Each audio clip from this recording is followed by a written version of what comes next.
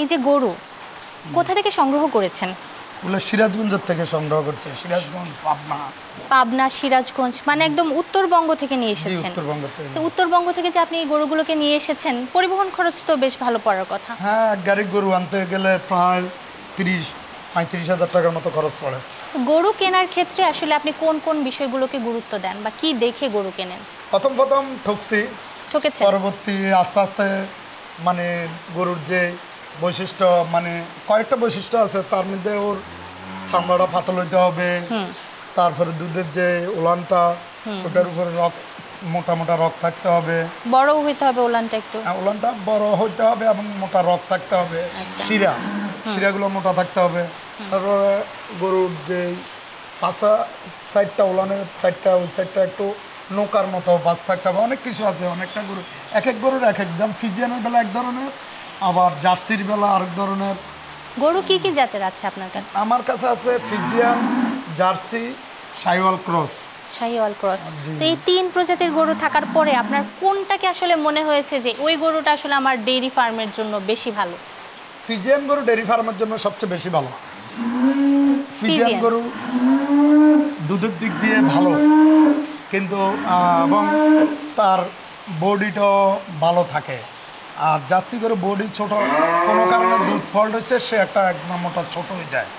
এটা ছোট গরু, এটার বস্তু বিক্রি করতে গেলেও আপনি অল্প সামান্য পান। কিন্তু একটা ফিজিয়ান গরু হলে সেটা যদি দেখা যায় দুধের সমস্যা ফল্ট করছে, তখন আপনি ওই দেখা যায় তার বডিটা বিক্রি করলে মোটামুটি কিছু চালান আসবে। আচ্ছা। কিন্তু জার্সি গরু ওই শুধু দুধটাই আশা করতে পারবেন, অন্য কিছু ভালো ইয়া করে না। আচ্ছা, গরুগুলো তো আপনি দেখছি বেশিরভাগ গরুই হচ্ছে আপনি কালো রঙের নিয়েছেন, এটার কি কোনো কারণ আছে যে কালো কেন? ফিজিয়ান বেশিরভাগে কালো সাদা, ফিজিয়ান আচ্ছা। বেশিরভাগে কালো সাদা হয় বেশিরভাগ। আচ্ছা। দুই একটা অন্য কালার, রেড ফিজিয়ানও হয়, তারপরে আরো ধরনের কিছু কালার, তবে বেশিরভাগ হচ্ছে কালো সাদা। ভাই, দুধ কিরকম পান প্রতিটা গরু থেকে? দুধ আসলে গরু বুঝি, গরুর দুধ কোনোটা 15 লিটারের আছে, কোনোটা 30 লিটার আছে, 25 লিটার আছে, 18 লিটার আছে। সব গরু এক সমান না। মোটামুটি কত লিটার হয় তাহলে?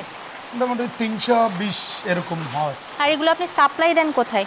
সাপ্লাই আমার এখানে, আমি ক্যান্টনমেন্ট দুধ দিই।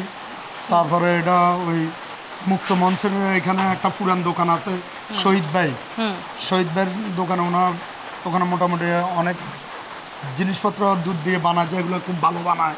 আচ্ছা। এর জন্য ওনার ওইখানে ভালো আমি একটা দুধ সাপ্লাই দিই, প্রায় 100 লিটারের মতো। আর ক্যান্টনমেন্ট মিষ্টি বানানোর জন্য 100 লিটারের কাছাকাছি সাপ্লাই দিই। আর বাকিগুলো কিছু আমার এই মারমা দোকান আছে এখানে পাড়াতে, এরা আমার একবারে শুরু থেকে কাস্টমার। আচ্ছা ভাই, আপনার এই খামার নিয়ে ভবিষ্যৎ পরিকল্পনাটা আসলে কি? ভবিষ্যতে যদি রুটঘাটটা সঠিক হয়, তাহলে আমি অনেকগুলো স্ট্রাকচার তৈরি করছি, এগুলো বাংলা আমার অনেক টাকা লস। যদি রুটঘাটের পরিবহন ব্যবস্থাটা ভালো থাকে, তাহলে আমার পরিকল্পনা, আমি যেভাবে আছে খামারটা এইভাবে রাখবো, আশা করি আমার লস হবে না। মোটামুটি আমি চলতে পারবো, আমার স্টাফরাও চলার মতো আল্লাহ একটা তৌফিক দিবে। কিন্তু যখন যদি রুটঘাটের অবস্থান পরিবর্তন না হয়, পরিবহন ব্যবস্থা ভালো না হয়, তাহলে আমরা মানে লস কতদিন দেব। আর সর্বশেষ আমার একটা অনুরোধ আপনাদের মাধ্যমে, 3 পার্বত্য জেলার মধ্যে আমরা প্লেনের পশু পালন ক্ষেত্রে ডাক্তারি পশু সম্পদ থেকে যে সুযোগ সুবিধা আসে, আমাদের 3 পার্বত্য জেলায় সুযোগ সুবিধাগুলো পাচ্ছেন না। যেমন এখন আধুনিক অনেক পরীক্ষা বাইর হয়েছে, মিশিং সরকার আছে যে রোগ নির্ণয়ের জন্য। আমাদের এখানে এগুলো কিছু নাই, আন্দাজের উপরে বলছে। আমরা ব্লাড টেস্টের কিছু নাই, গোবর টেস্ট করার কিছু নাই, এক্সরে করার কোনো কিছু নাই, এগুলো কিন্তু প্লেনে আছে এখন অ্যাভেলেবেল, কিন্তু আমাদের এখানে নাই।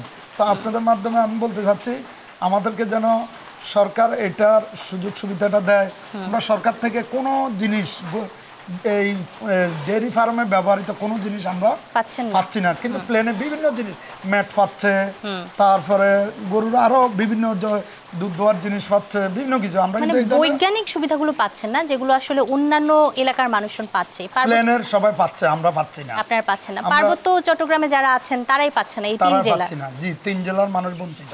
তাহলে আপনারা চাচ্ছেন সরকারিভাবে হচ্ছে আপনাদেরকে সেই সহায়তাগুলো দেওয়া হোক, সেই চিকিৎসার সেই যন্ত্রাংশগুলো যেন পার্বত্য 3 পার্বত্য জেলায় যেন প্রত্যেক হাসপাতালে এগুলো দেওয়া হয়।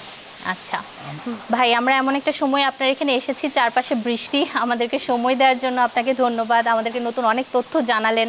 আপনি এখনো পর্যন্ত লসে আছেন, আমরা খুব আশা করি যে খুব দ্রুত আপনার এখানে যে পরিবহন ব্যবস্থা সেটি ঠিক হয়ে যাক এবং আপনি আসলে লাভে চলে যান। আমাদেরকে সময় দেওয়ার জন্য অনেক ধন্যবাদ, ভালো থাকবেন। আপনাদেরকেও ধন্যবাদ।